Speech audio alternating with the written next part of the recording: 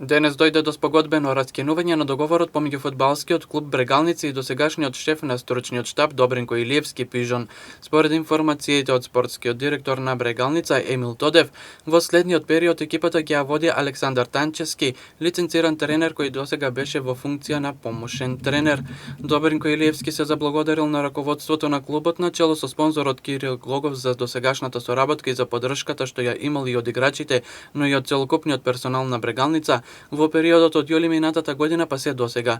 Што се однесува до Александар Танчевски, самиот тој истакнува дека соработката со ракометната звезда Кирил Лазаров и фудбалскиот миленик Артем Шакири биле неговата виза за доаѓање во Брегалница, каде што успешно ја извршува својата професионална улога.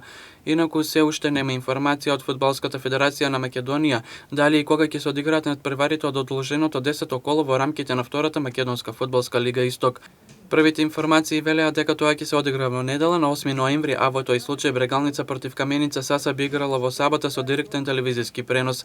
Бидејќи неколку играчи ќе имаат репрезентативни обврски, екипите се во исчекување со конечната одлука на Фудбалската федерација на Македонија.